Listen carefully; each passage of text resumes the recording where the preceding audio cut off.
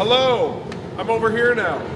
I am here with Calgary knife maker Hudson Torrens, young hotshot blacksmith making some crazy good knives. I know one or two of you have already ordered one. They are available on the website right now. First of all, Hudson, thank you so much for coming today and for providing your anvil and forge. As I said earlier, Hudson's been coming into Knifewear for over 4 years to get our feedback and expert advice on knives, and it's insane to see how much you've progressed in those 4 years, and you just get better and better with every kind of round of knives that you make. So if I'm not mistaken, today you're going to show us how you forge. Do you want to talk about that a little bit? You're going to have to kind of yell at the camera a bit. I'm just forging. Here, I'll show the piece. This is the starting point, and I'm going to be forging it into like a mini chef knife kind of thing. A little bit bigger than a petty knife, but not a full size. Kind of like a 6-inch kind of maybe thing? Like 7. Cool, okay. Around 7, yeah. Awesome, so a good kind of everyday kitchen knife? Yeah, okay. Nice like utility knife size. Okay, right on. So as we go through the process, I'll ask Hudson some questions. If you have questions, you the viewer, Jacob will pass those to me and I'll read them out for Hudson to answer. And I'm sure you can also just kind of narrate your process a little bit as we do it. Yeah, I'm using 52-100 and the starting stock is 1/8 thick. So you'll notice some differences in forging between the last demo because of how thin this material is to start with. Yeah. Are we able to angle this just slightly just so we can get a bit more of a side view of you working? Just a touch. Thanks, man. Awesome. I'm gonna get started.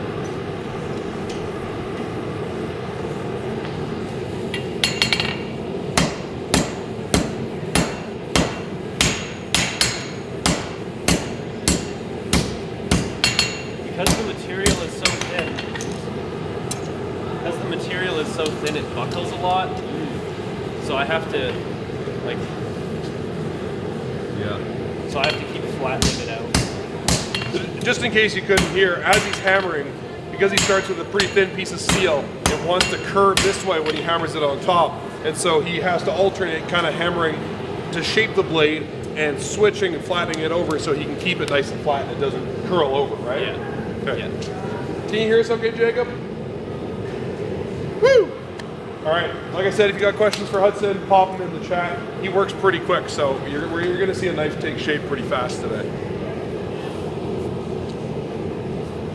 Cool, eh?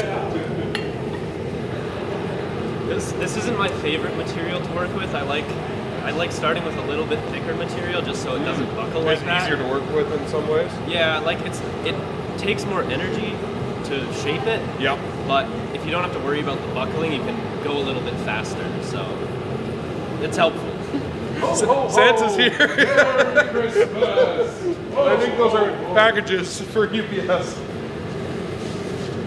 I see they're still on the medieval delivery system. Yeah. And how long have you been making knives, Hudson? Like pretty much exactly 4 years now. That's it, eh? Yeah.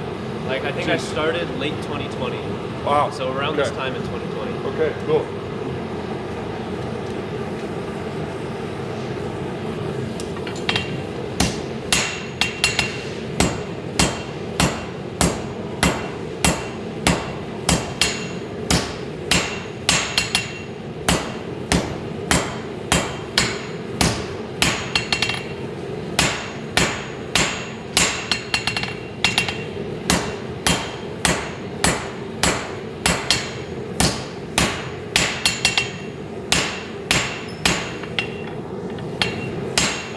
Slowly drawing it into a point, but I have to go pretty slow because of how thin the material is.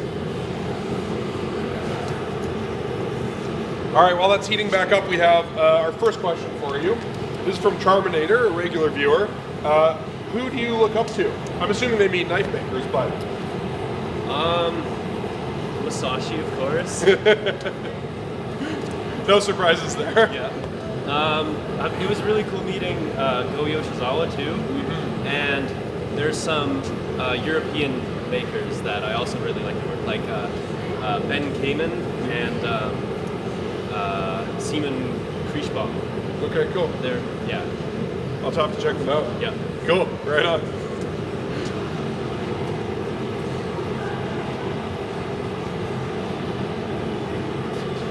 And do you need water or anything, man? Just to like drink or? Yes, please. All right. So.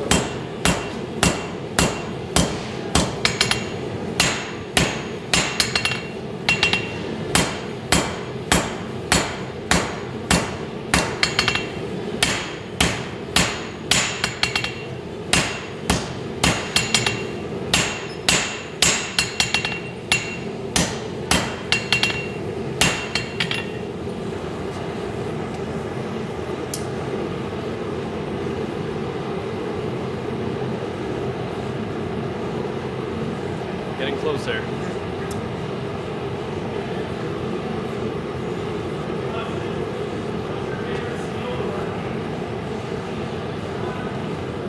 That's a good question. I don't know. Like, I like 52100, but I recently retried using some 26C3, and that was really nice to forge. So I might start using more of that in the future. But I like to experiment with a lot of different steels whenever I can. Are there any steels you want to try that you haven't yet? The Japanese steels. Any particulars that you've heard about, or?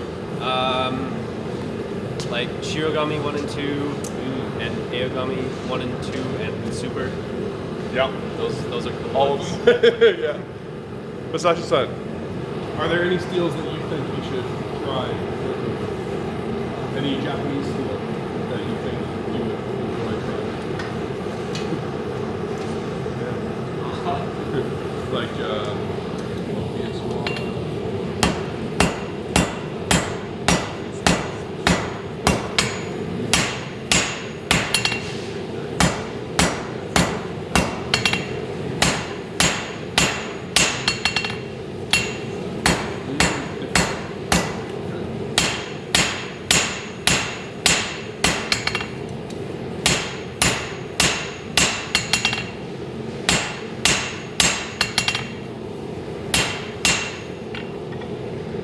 It's getting more of a tip on it now. I'll bring it up close to the camera. Okay. So soon I'm gonna flip it around and forge the tang down, and then flip it back around and do more of the final shaping.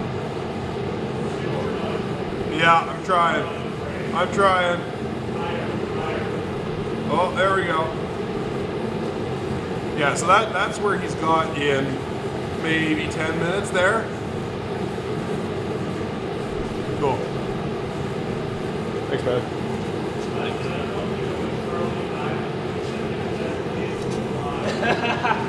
Yeah, he's my friend. He's over in Nova Scotia. Oh, cool. Yeah. So are there any other kind of challenges that you have to pay attention to when you're forging with this thin a piece of steel, or? Yeah. I imagine it heats up pretty quick, eh? It does. It heats up pretty quick, but it also cools down pretty quick. And 52100, because of the chromium in it, it's more hardenable. So when it starts getting lower temperature, you can deal with some issues with cracking. Oh. So you want to make sure it's back in the forge. Like if you're before hammering it starts too cooling cold. down. Yeah. You don't want to, okay. like, except for like very light blanishing hammering. Yeah. You don't want to hit it cold. And how about overheating? Do you have to worry about it getting too hot and losing Yeah. carbon? Or? Mainly just like a lot of the decarb is in the surface. Like you do have to worry about it, but as long as you're forging at a reasonable speed, it should be okay. Okay. But you definitely don't want to overheat too much because you don't want to get close to melting because then the steel starts to crumble. And at too high temperatures, it also forms too much scale. You want to keep the scale lower. Okay. Cool.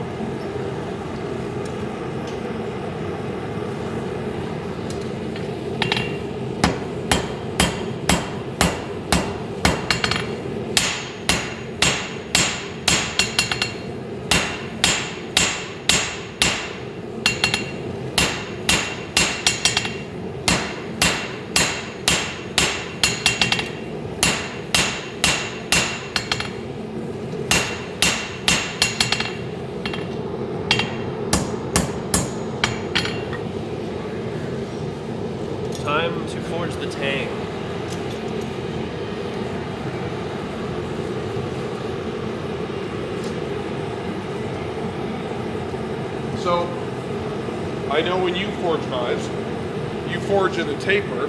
Yeah. So this is pretty common in Japanese knife making as well, but you start with the blade thicker up at the spine and then gets thinner down towards the tip. Are you already doing that at this stage? Or do you, okay, so that's a later process. Yeah. You're not doing it all at the same time. Yeah, so right now the knife is still pretty small, and it's going to gain a pretty good amount of length still, because after the tang is forged, I flip it around, and that's when I do more of the final blade shapering, and that's when I work on the taper and the edge thickness. Okay, cool. So you're just getting kind of a rough shape, and then you'll stretch it out more. Yeah, exactly. Okay, cool.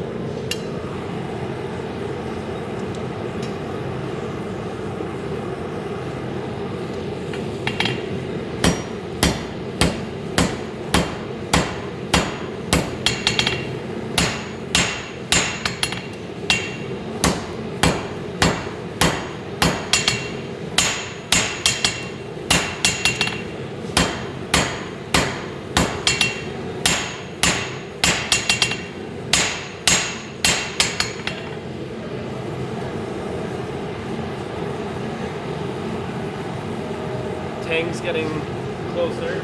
We'll take a few heats.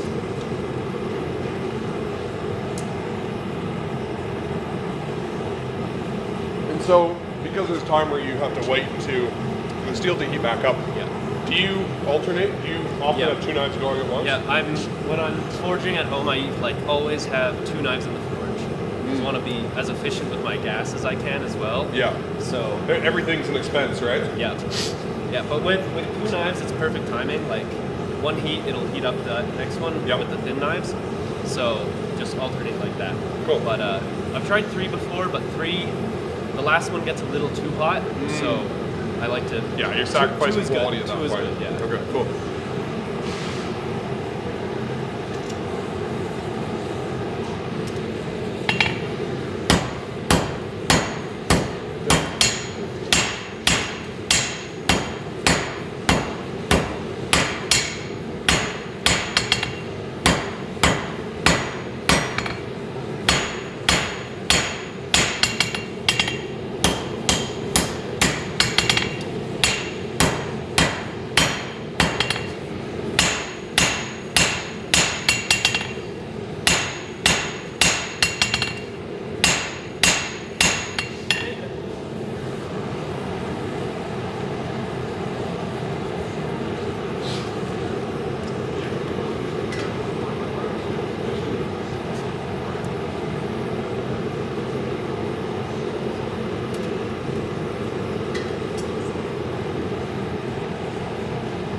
Question? All right. So, because you hand sand, this, I don't know who asked this, but because you hand sand, do you try to get close to final dimensions while forging? How dialed in is that, the final shape before you sand? I do try to get very close. It depends on what I'm going for the knife, because if I want the bevels to be taller, I like to leave a little bit more material in the edge because it's thicker. It's easier to control on the grinder than if you're starting with like the bare minimum. But Yeah, because you're not doing, I think, maybe I misspoke earlier, I'm not sure, but you don't just hand sand. Like, you finish it Yeah. with hand sanding, but you use a grinder to get like Yeah. the rough shape. yeah, I use a 2x72 Yep. grinder and then hand sand after that. But That's, I mean, belts are expensive though, Yeah, right? So belts are you're expensive. forging as close to the final shape as you can. Yeah. And do you forge in the bevel shape at all as well? yeah, a little bit. Okay, cool. Here, grab some water out there.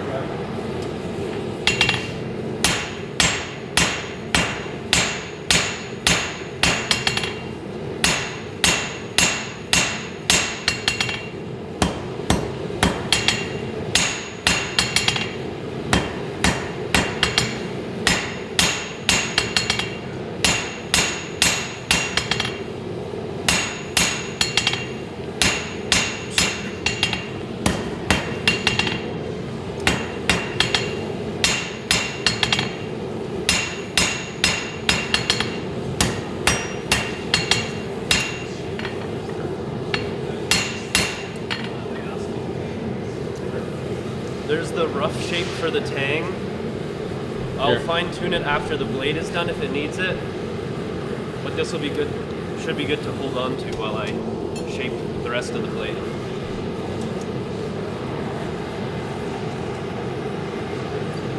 Roughly how much longer do you think, like time-wise, how much longer do you think? I'm just getting an idea of the rest of the schedule. Like, how long? That's a good question. I don't know. 15, 20 minutes probably? Probably like halfway-ish. Okay, cool. So,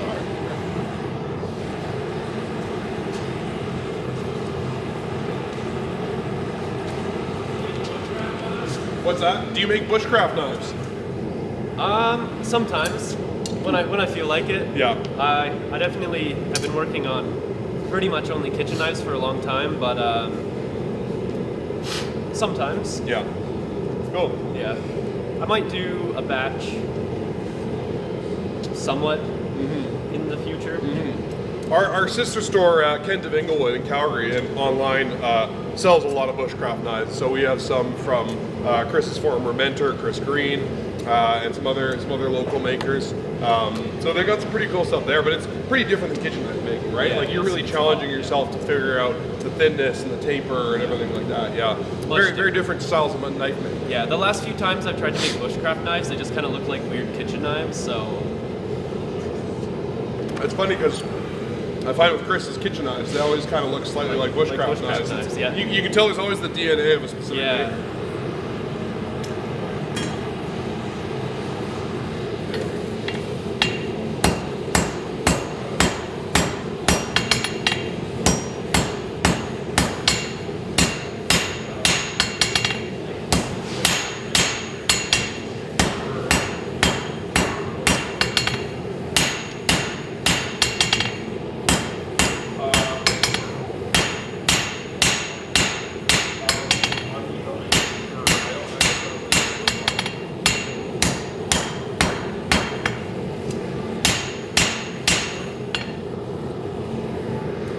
Now I'm just shaping it to kind of pre-form before I do the taper and get to the final thickness.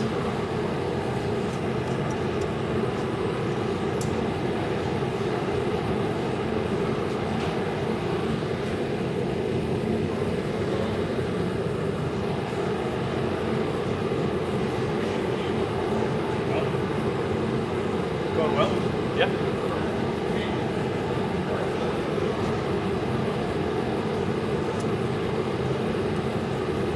Should I make this longer or taller? Like a short tall or a little bit of a long-ish slim? Short tall? Yeah. The very first knife that's on today is this Kotetsu called the Boss Podcast. Oh, yeah. It was going to be 210, it was like 30, and it was probably like awesome. Boss Podcast. Yeah, so like a tall thing.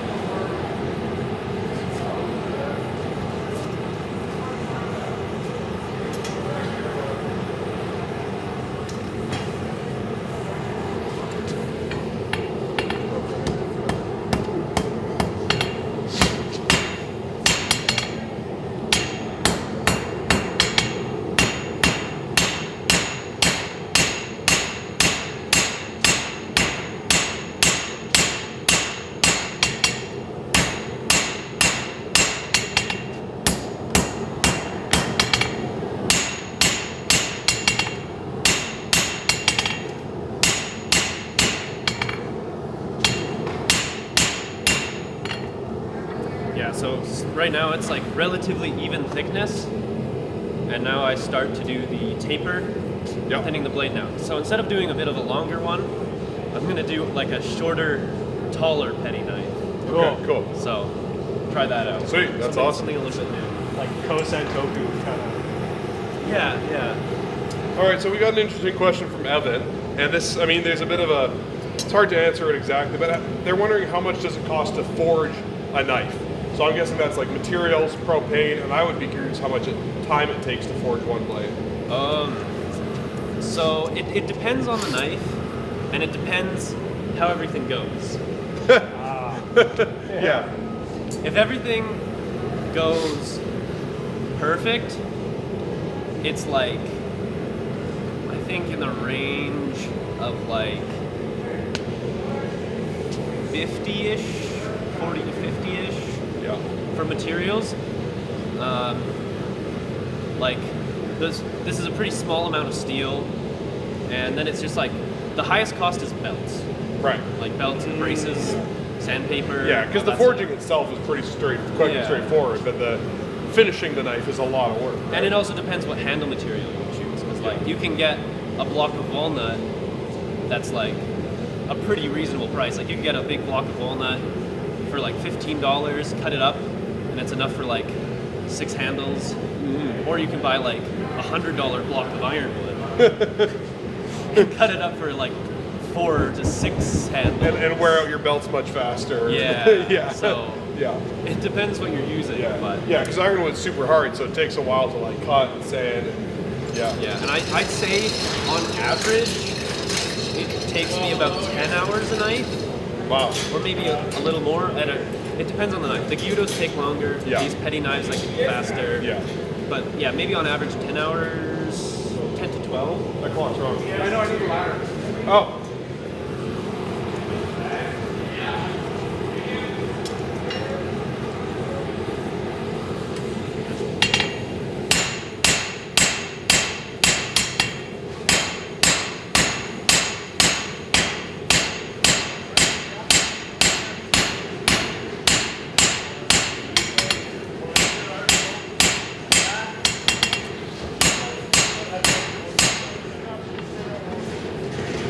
So there, I just pulled the heel down.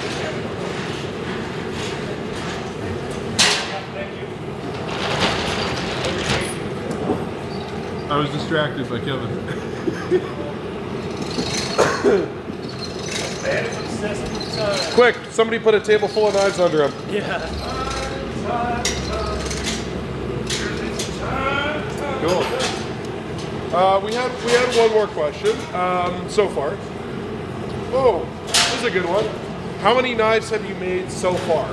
6. I have not been keeping 7. track.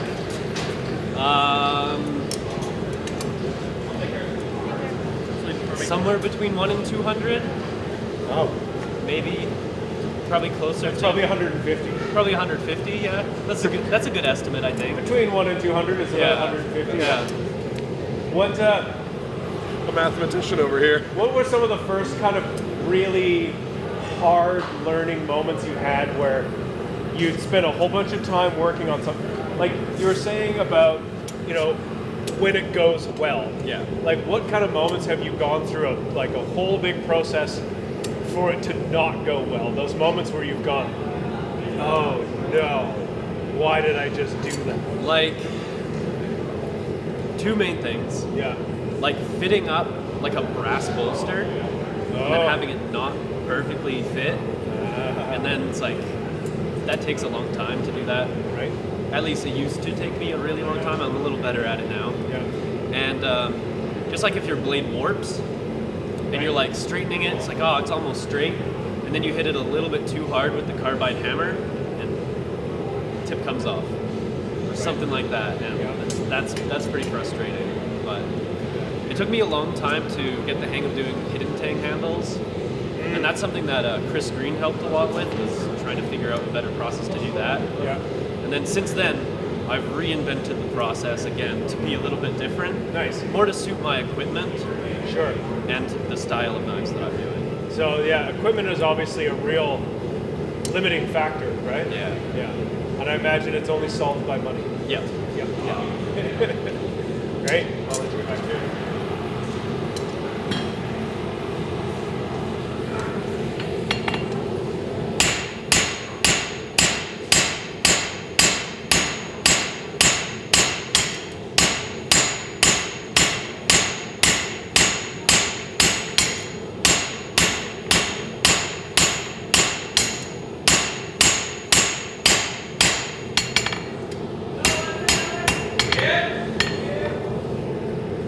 As you forge down the edge, it starts to curve back. So you have to make sure it's staying straight. If it gets too far, it's hard to correct. But if you correct it as you go, it's not too bad. So it's because it's stretching out the material, it's Yeah. pushing itself out of the way. Exactly. And do you always start at the heel? Yeah. Yeah. Sometimes I'll start at the heel, then go to the tip and work down. Sometimes I'll start at the heel and work up from the heel. It kind of depends on the knife and what I'm going for. Because this is shorter, it's a bit easier to manage. So starting at the heel and working up can just works for that. Okay. That's cool. It's just what I feel like today. Yeah, sure. I mean, it's part of the journey of discovering how it all goes and works and Yeah. finding out a method. Do you need that, or can I ask you a question? It's good for a bit. Okay, so we got a question from someone who was. We got a question from someone is, what is your favorite knife shape, and what is your favorite shape to make? I feel like for a blacksmith, that's likely the same question, unless you've just got a favorite shape that you like to look at and use, but hate to make it because it's difficult. Well, I like probably a favorite knife to use would be like a 240 Gyudo. Yeah. Those aren't the most fun to make because of how long they are. But my favorite recently, I think my favorite knife to make has been my butcher knives, because those are just kind of a more unique process, Cool. and doing the grinding is just all a little bit different. Yeah. So it's fun, it's new. Cool. But Do I you think do I much think my butchery favorite. yourself? No, Yeah. I haven't tested them out yet. But We should go hang out with Cohen yeah. at Crossroads Market. Oh. He's a wicked butcher. Yeah. If you showed up, you're like, hey, I make knives, and I just need to know if they're any good. Yeah. You know? Can I try? You never know. No. Cohen's pretty sweet. Absolutely. Be good. Yeah. Maybe we'll do like a nice one.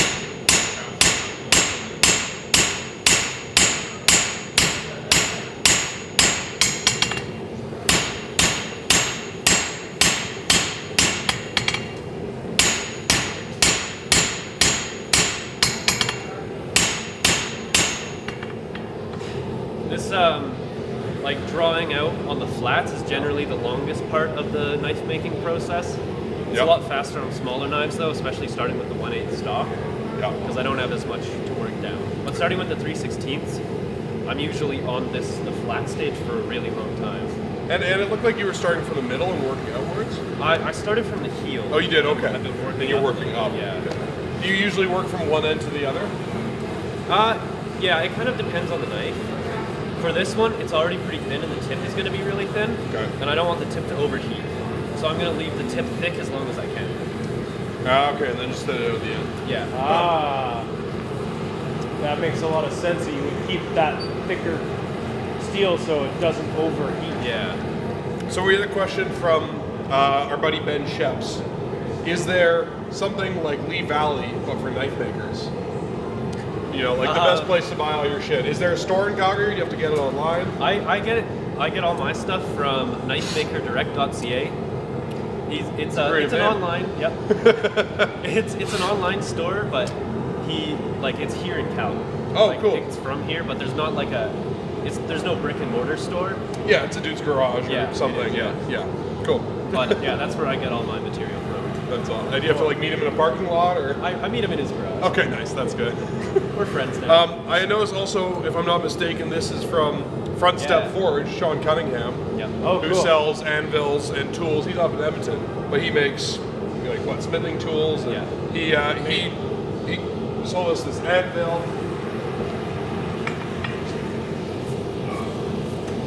Which,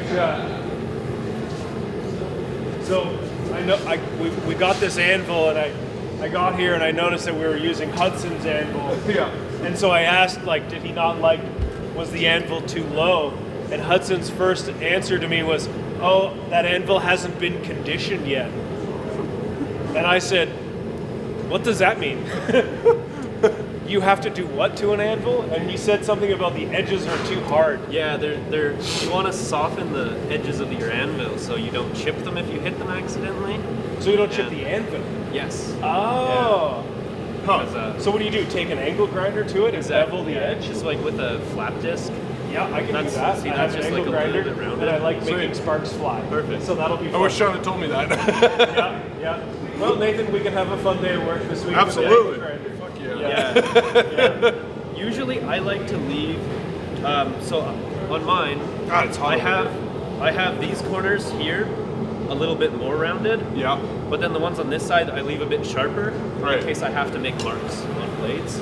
I Oh, use the sharp for like corner on the cutting. anvil, yeah. Cool. But then for like the regular forging edges, it's best to have them softened. Okay. Cool. All right, we're gonna wheel this thing on out of here. Yeah, same with And this we're, one. we're gonna condition this soon. Maybe we can take the opportunity to make a new sound tracker. Maybe we throw it back. Throw it in the angle grinder.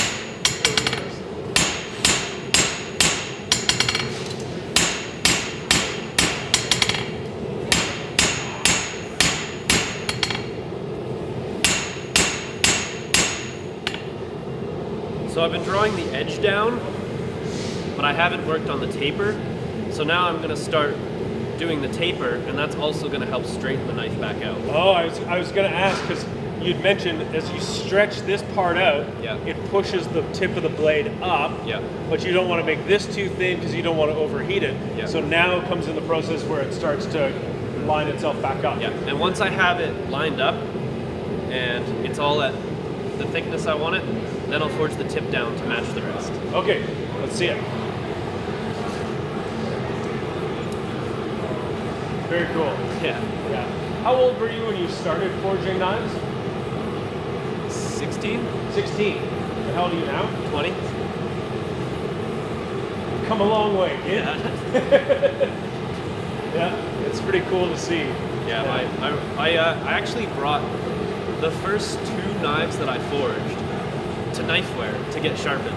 Oh, I remember that. Because I didn't have any sharpening stones yet. Yeah. And I think that was actually when someone from the Knifewear store directed me to Chris Green. Yeah. Like- Oh, okay. Yeah. Interesting. Yeah. That's how I got connected to Chris Green through Knifewear pretty much. Nice, Like, yeah. yeah. Well, Chris has been forging knives for a while. I always like his story of how he was working as an archaeologist. Yeah. Over here. Chris Green is who Hudson worked with. Chris always said he was an archaeologist and he got tired of categorizing tools and instead decided he wanted to make them. And I think that's a really cool sort of evolution of somebody. Yeah.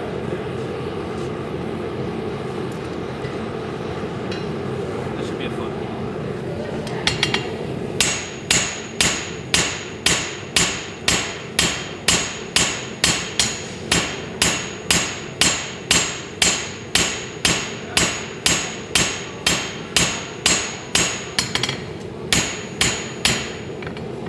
So you can see how much that changed the shape there. Yeah. The tip is not so much curved, and then as I continue to do that taper, it'll curve more down. Okay.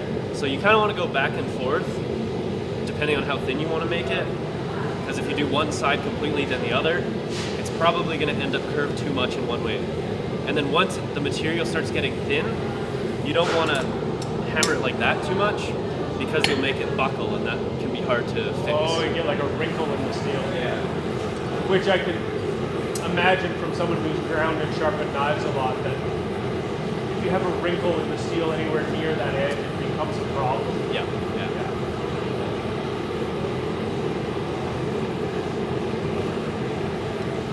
So how many forges have you gone through? Or how many, because do you build your own forge or are you buying them?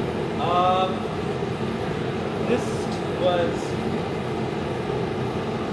kind of like my dad helped me build this one, and I've been using this since I started forging, kind of. But my first forge was 2 fire bricks with a circle hollowed out in between them with a map torch. Oh, wow. That I used to do some like very basic heat treating. Oh, cool. But that was my first one. And that's actually like the fire bricks in the back of my forge are my first forge. Yeah, that's where they came from. Nice. So, is there something like in your family or your dad or anybody that you know who does kind of like steel work or welding or anything like that? Or? Yeah. Okay. So you kind of come by it a little I've been bit around. naturally? Yeah, I've been around metalwork for a a long time. Yeah, okay, cool, yeah. Yeah, it's like years ago we met this kid in Macomb, Kenzie, and Masashi actually went. Yeah, that's where I met Masashi as well. When I first started. Right, yeah, so Kenzie is this young guy, he was making stuff. Yeah, he's like third generation kind of welder. Oh, yeah. Family. Yeah. Lots of welders down there, so. Yeah, that's true.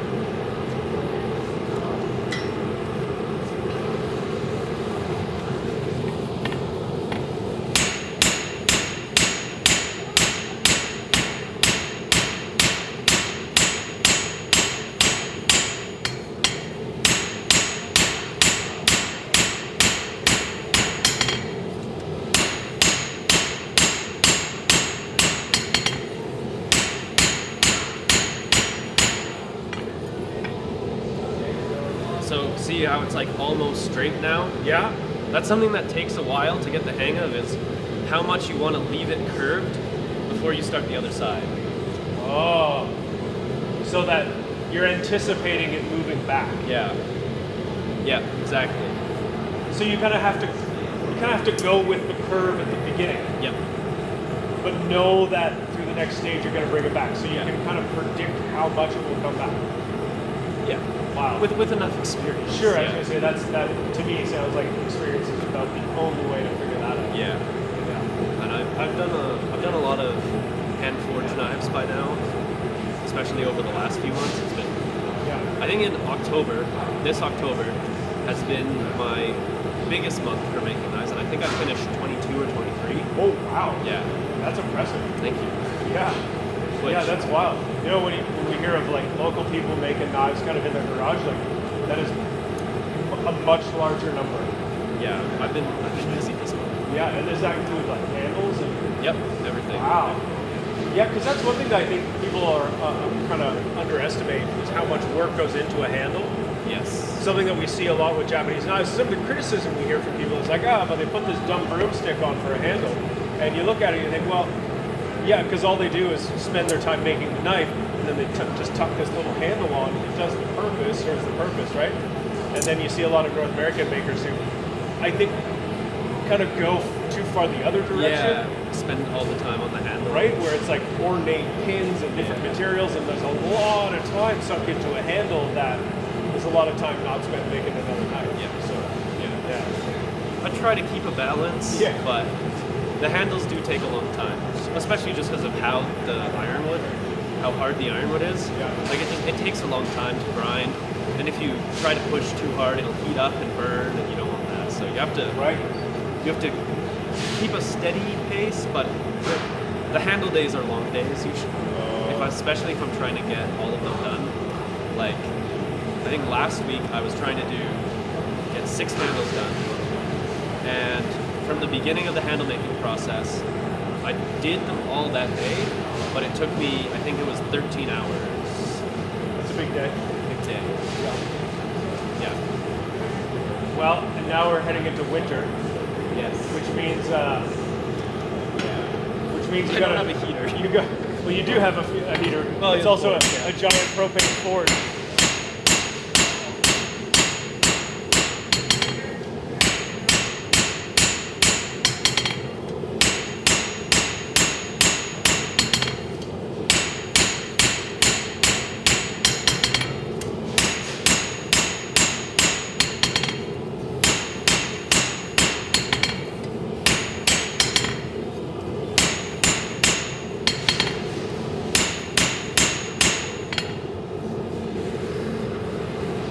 It's getting thinner along the edge, but still haven't really got much of the distal taper down. Yeah. But I also have more to thin out on the edge side. Okay.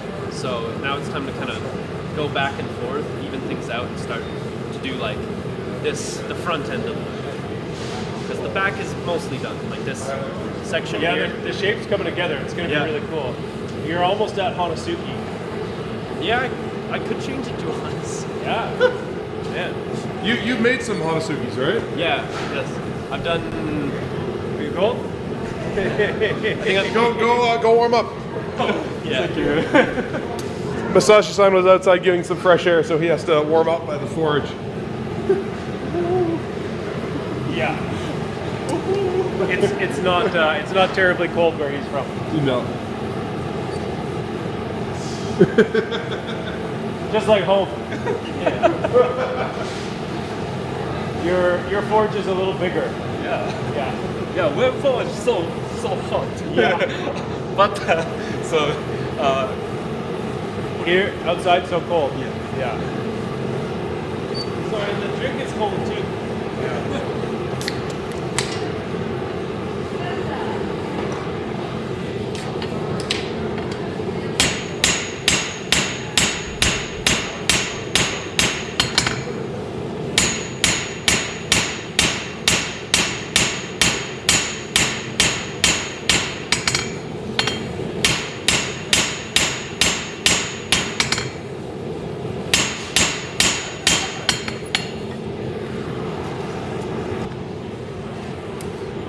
I have a really dumb question, and it is: have you ever cooked anything in your forge? Have you ever been on like? I've been wanting to. You've been like one of those long handling days, and you don't want to go back in the house to eat, so you just like fire a hot dog in there for a second and like knock it back. I think I've reheated some coffee, but That's awesome. One of my favorite things to cook is squid, and I think the closer you can get the squid to the sun, yeah.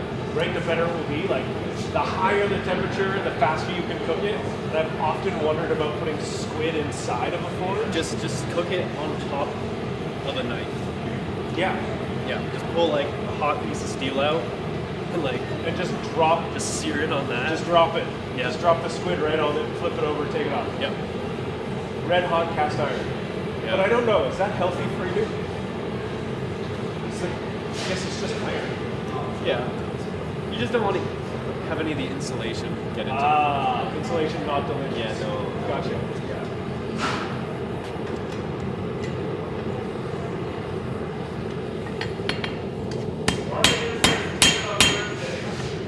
Huh?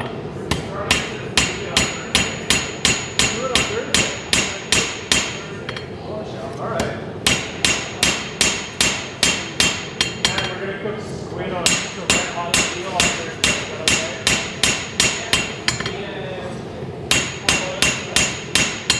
Hard one?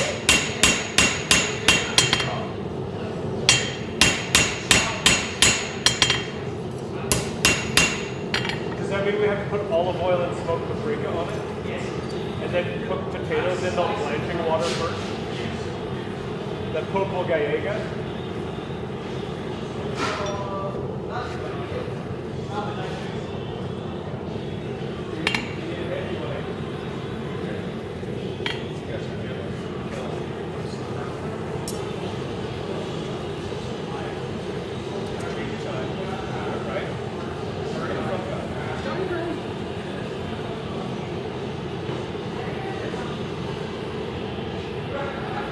Turn down the heat of the forge and put some water on the anvil and start doing some planishing. So, what's it called? Planishing? Yeah. What's that? Okay, do your thing and then tell us. It's just like lighter taps to kind of even out the bumps and pop off some of the forge scales. So, instead of trying to give a bunch of shape to the knife by hammering it, you're now trying to smooth out all the indentations from the hard hammering. Yeah, just light hammering to take down the high spots. So planishing meaning like plain or Yeah. kind of.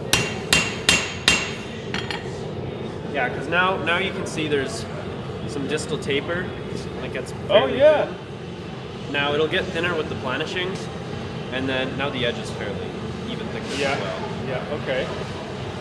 That's very cool. I could do something a little bit interesting if I wanted to change it up a bit and just kind of try to make the middle of the knife really thin. Like. Yeah. Middle? Yeah. Yeah.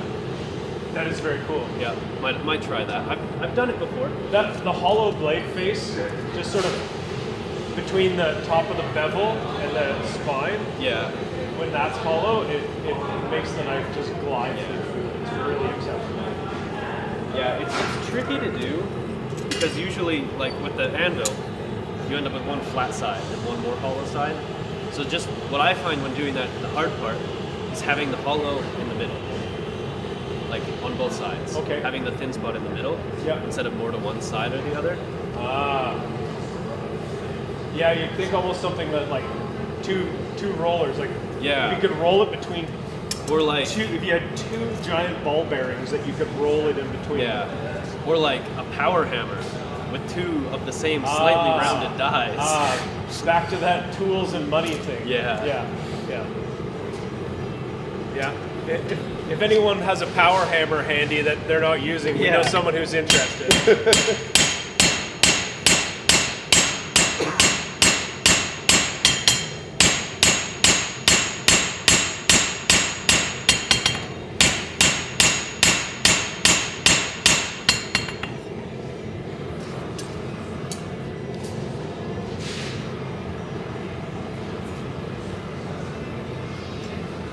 So have you been making much stuff out of steel other than knives? Like, have you made any frying pans or screwed around with any other types of I made a burger smasher a while ago. Oh, right. Nice.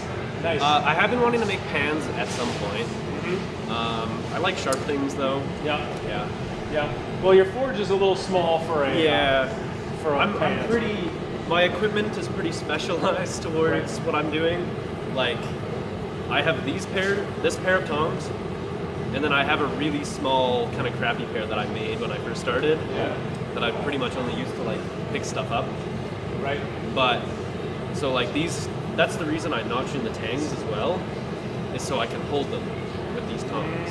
Because if I hold the full bar of steel, I don't have a good grip on it. Gotcha. So I notch it so I can hold it, Yeah. and then I forge it so I can flip it around and hold it when it's thinner. Gotcha. Yeah. Interesting. So forging like cleavers into kiris are tricky because I can't really hold them properly. Yeah, little things you never think of. Yeah. Right? Yeah.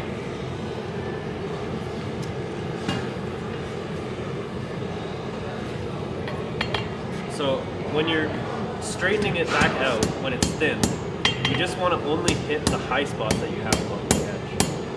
Because if those get squished down, it doesn't matter because they were high anyway. Gotcha.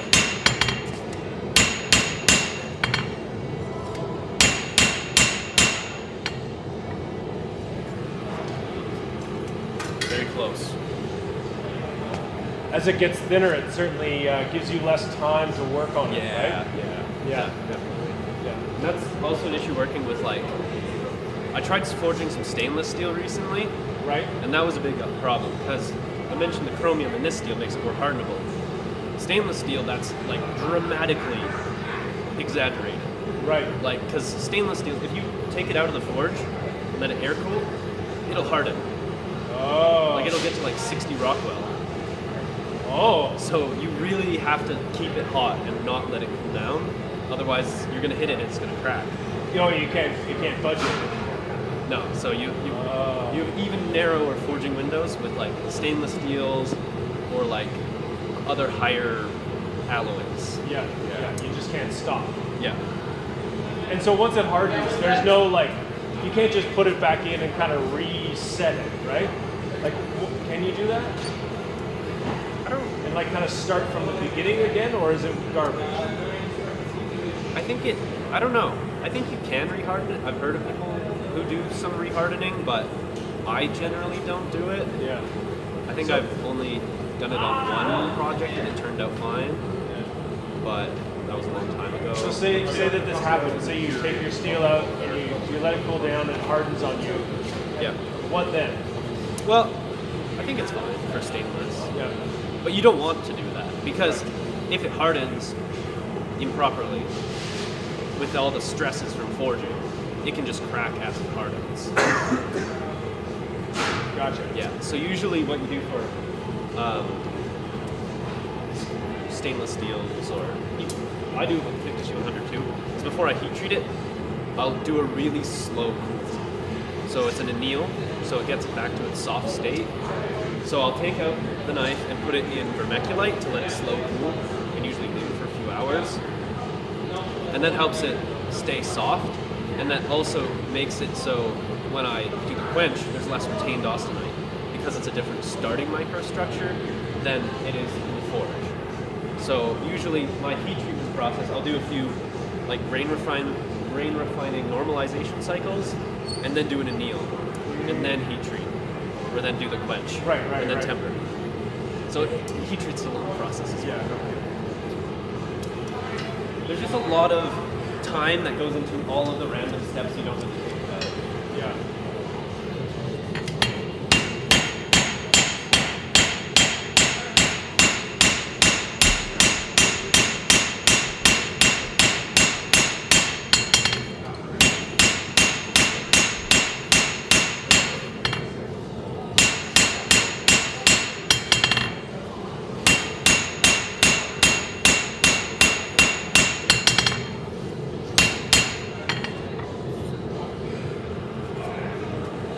Getting there. Nice. Almost done. Cool. Very cool. Thank you so much, everybody who's still viewing. So for the last of our programming today, Hudson's going to finish up forging, and then we're going to switch over to Naoto's sharpening room, and Masashi-san is going to finish up sharpening that knife, and then we're done. Then we're going to go have some drinks and chill and relax, and Masashi-san's going to rest. So thank you all so much for tuning in.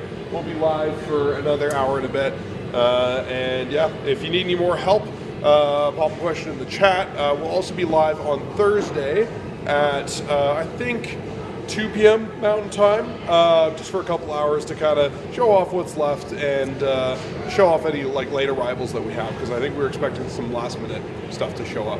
So we'll see you there. Nice. I just feel bad. I don't even feel like I'm working today. Yeah. And I just see these guys down at the other end of the hallway just working like crazy, packing everyone's boxes. And I just feel like a huge slack ass today. But I'll take it.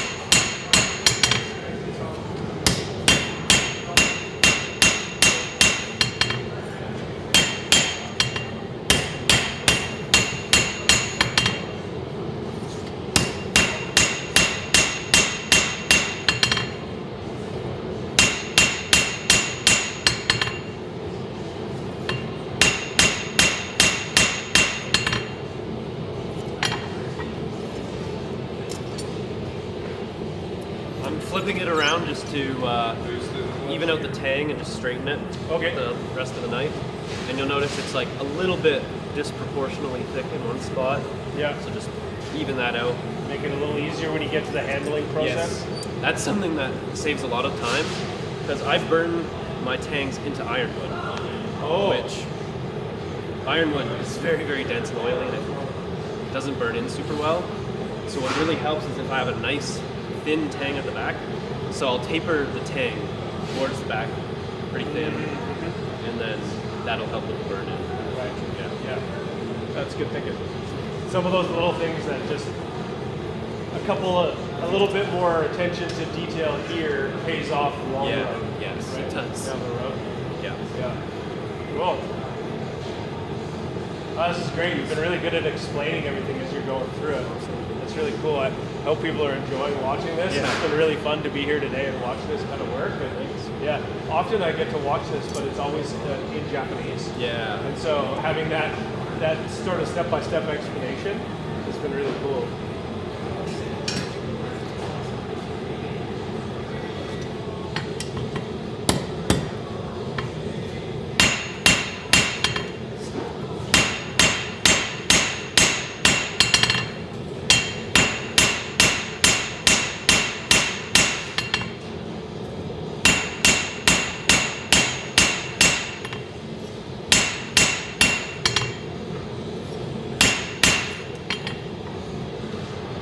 Tang also starts to curve. One side is thicker than the other. Yeah. So I got one last question for you. I think we're about to move over to the sharpening room here. So one quick question, like, you're a young dude, you started doing this 4 years ago at age 16. We might have some young people out here. So say there's someone out there who's just thinking about getting into doing this or trying it out. Like, do you have any advice, any thoughts, any things that you would have done differently? Or what would you say to someone who's like, yeah, I'm gonna do this, I wanna get into it?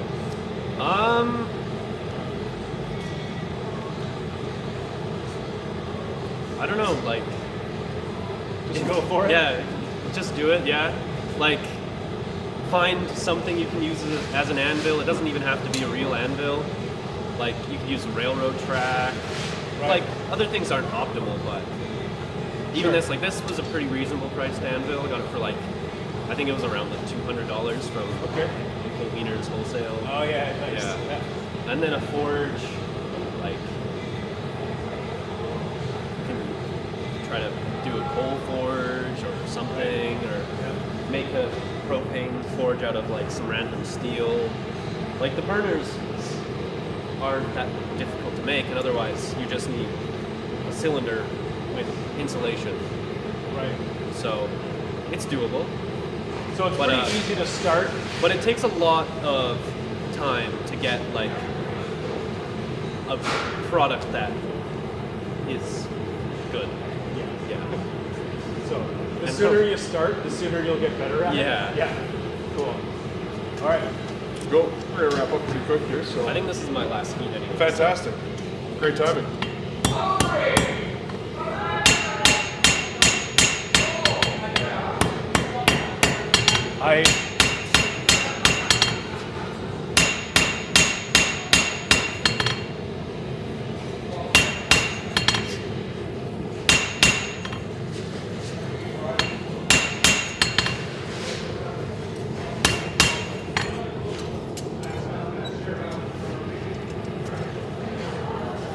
Just doing some little bit of straightening.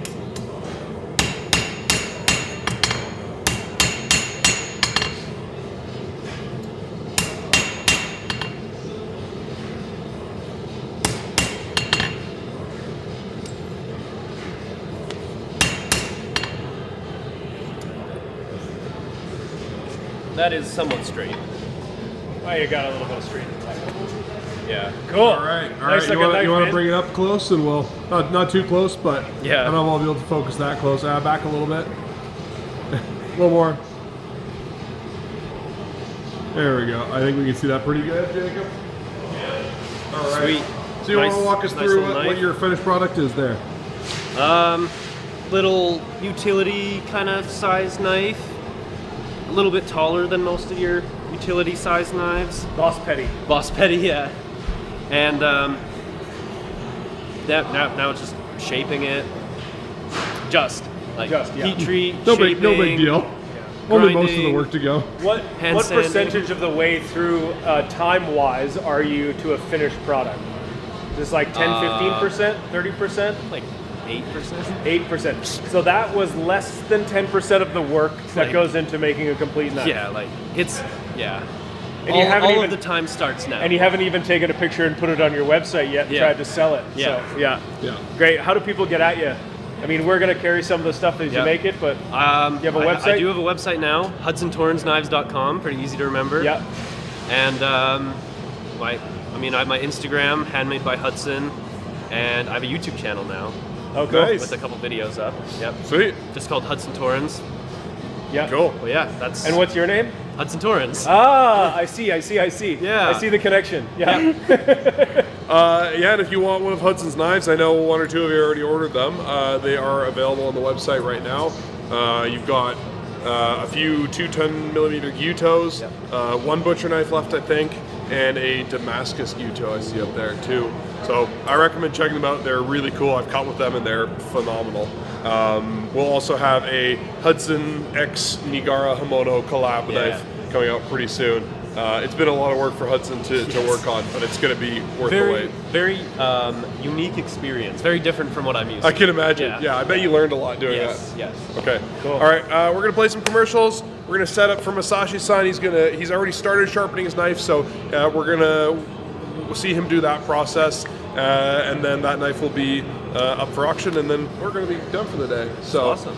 you should take a break and relax. Yeah. Cool the forge Drink some down. water. Yeah. Right. Yeah. Me too. And we'll see you guys in about 5 minutes.